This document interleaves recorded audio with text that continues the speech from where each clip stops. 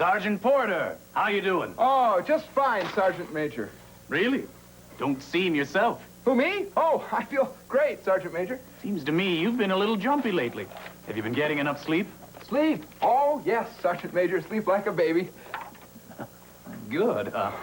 Porter, have you by any chance, quit smoking? Who, me? Quit smoking?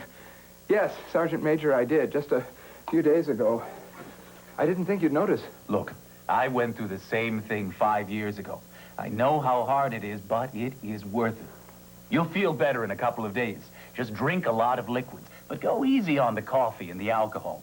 They tend to trigger an urge to smoke. Okay, Sergeant Major. Good idea. And try to get more exercise. That helps, too.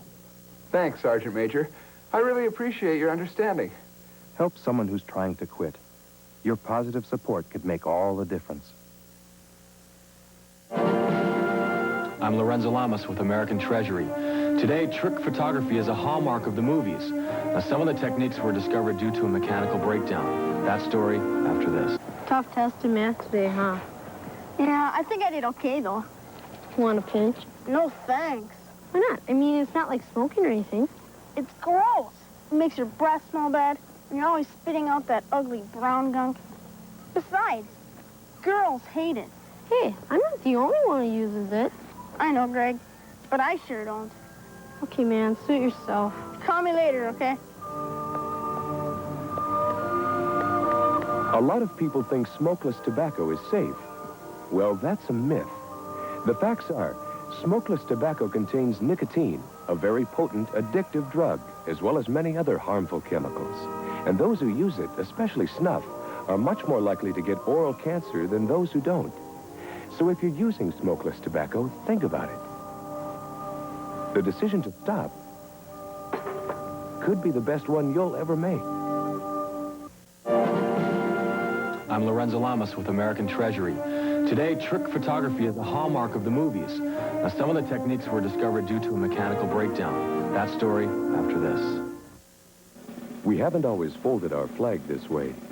Today's fold is a reminder of the three-cornered hat worn by the soldiers of the American Revolution, and is another part of our American military heritage. Before 1896, films were merely unstaged recordings of everyday events. One day, a French magician named Georges Méliès was filming a Paris street scene when his camera jammed. By the time he had fixed it, a minute later, the scene had changed.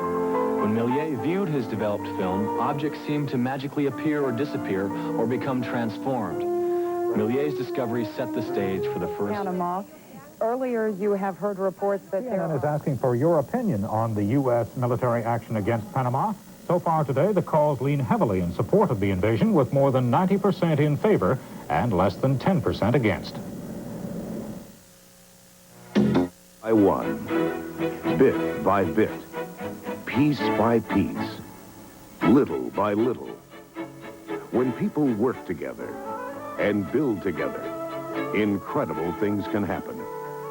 It's a part of the American way of life. It's what's built our country, and it's what preserves and protects it. And that's what the 6th article of the Code of Conduct reminds us all of. Listen to the actual words. I will never forget that I am an American, fighting for freedom, responsible for my actions, and dedicated to the principles which made my country free. I will trust in my God and in the United States of America. The Code of Conduct helps us preserve the very fiber of the American way of life. This man is discovering clues, but he hopes will lead to a hidden fortune.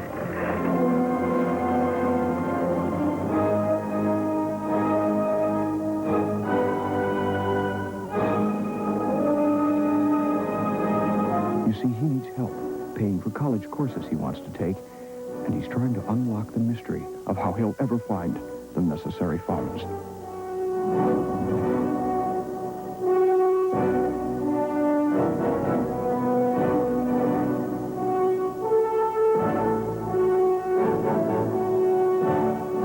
But he's going about it the wrong way.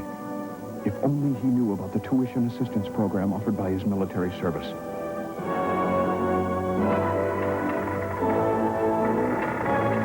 At last, he's found a worthwhile clue. See your education counselor.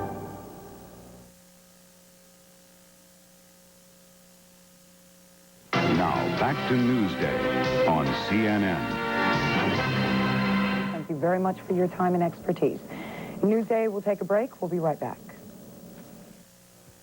Cholesterol that you as a service member take in your diet on a daily basis will determine whether or not you have heart disease later in your life. And the time to really prevent heart attacks is not when you're 50 or 60 or 70 or even after you've had one. The time to prevent heart attacks is at age 18. And it's really tough telling that to an 18-year-old, because an 18-year-old says, man, I am totally indestructible. Now, one of the bad effects of a high cholesterol is the fact that the cholesterol itself will settle. It eventually will close off and totally obstruct that artery. When that happens, you have what's called a heart attack. The two things that we really have to look out for are foods that are very high in cholesterol and saturated fats. You have to remember that what you eat at 20 determines what you're going to be at 40.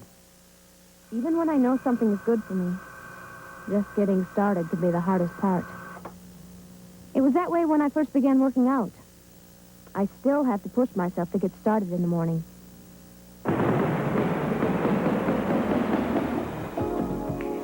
But I made a commitment to myself. And if it costs me time and energy, that's all right. I'm worth it. I've made another commitment to myself. A college degree. I'm going to get my mind in shape, too. The hardest part was just deciding to do it. The education counselor showed me that getting started was really not a problem at all. He gave me advice on financial assistance, testing programs, and even choosing courses. The studying takes time, and sometimes it's hard.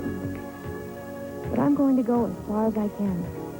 And education is going to help me get there. Prosecutors in Miami are prepared to bring drug charges against General Noriega when and if he is captured by U.S. forces. Those stories and much more when we return. On December 17, 1985, President Reagan authorized the minting of the biggest and heaviest silver dollar in our nation's history, the Walking Liberty silver dollar, struck from hand.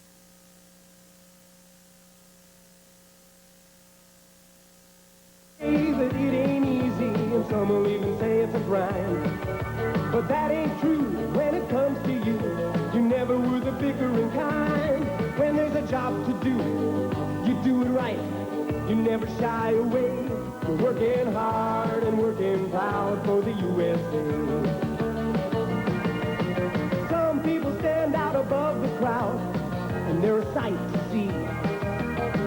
Working hard and working proud, it comes on naturally. Ready to rise and take the challenge. One comes their way, working hard and working proud for the USA. You're working hard, working proud for the USA. Yeah! You're working hard, working proud for the USA.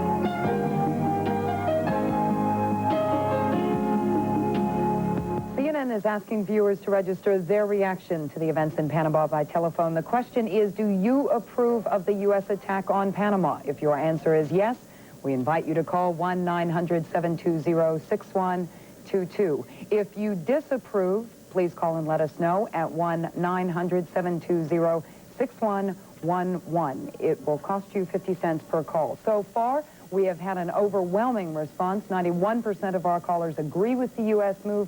Only 9% disagree with the U.S. action. There are some American names you just never forget.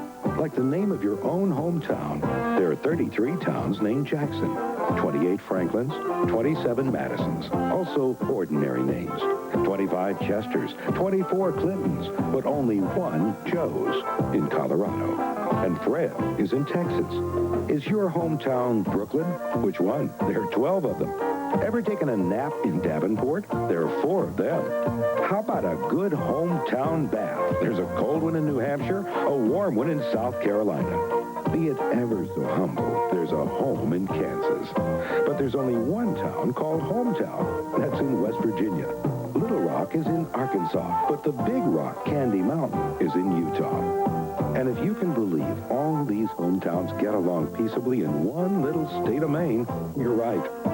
American hometowns. Every American's got a favorite. Your fingernails. They're not as important as your heart or lungs, but you'd have a hard time getting along without them. They serve as shields for your sensitive fingertips, and they add strength and stiffness to your upper finger joints. In fact, they're very handy to have around. Your fingernails. Wear them in good health.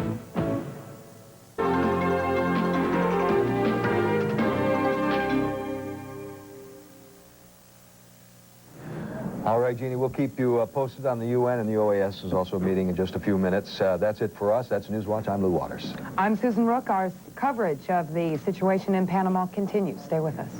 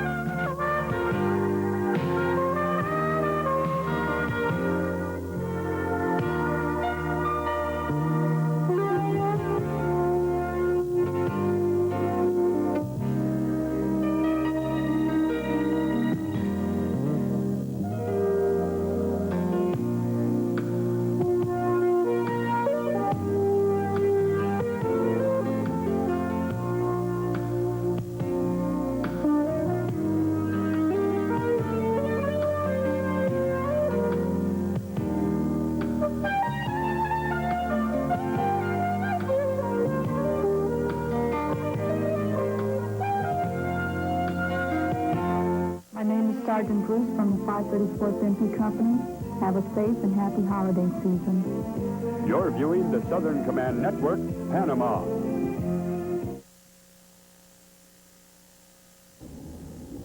A press conference with the charge d'affaires of the U.S. Embassy in Panama. A small part of that up next. In the U.S. Southern Command, where military news, sports, community happenings for the soldiers, sailors, airmen, and Marines, from the Atlantic to the Pacific, around the Isthmus to your front door. This is the SCN Evening Report.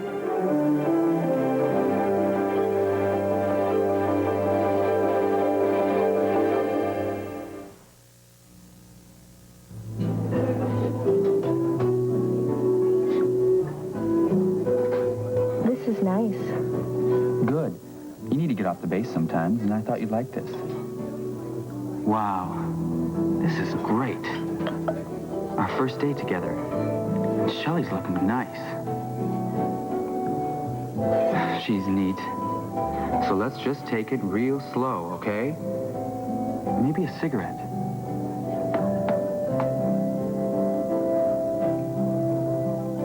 Relax. Be smooth now. Tapping on the table. It's all part of the image. Would you happen to have a match?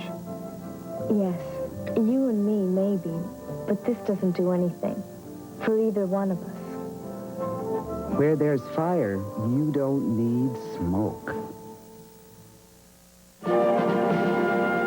I'm Kareem Abdul-Jabbar with American Treasury. A song which helped heal the wounds of the Civil War was first written as a tribute to an abolitionist hero. What it was after this.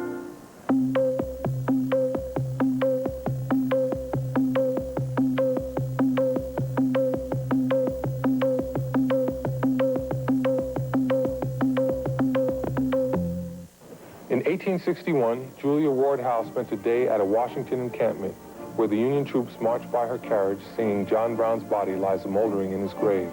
That night she couldn't sleep. Although the music haunted her, she hated the words.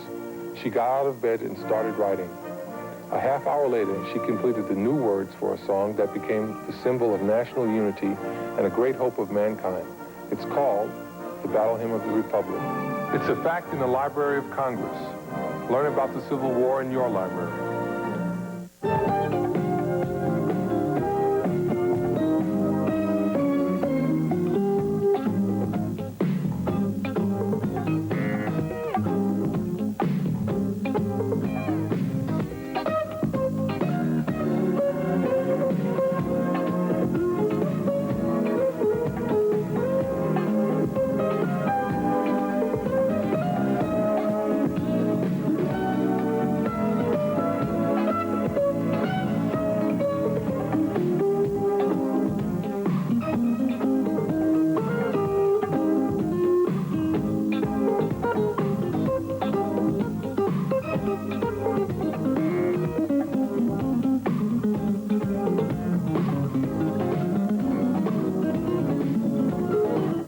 Delta Battery, 320th Field Artillery, we would like to wish you and yours a Merry Christmas and a Happy New Year. This is the Southern Command Network. His military regime, but U.S. troops still are hunting for Noriega. This is CNN's Prime News with Lou Waters and Susan Rook at the CNN Center in Atlanta. You gave us a try, now hit subscribe. Be sure to YouTube responsibly and hit that like button if you like what you see, because there's plenty of content to come.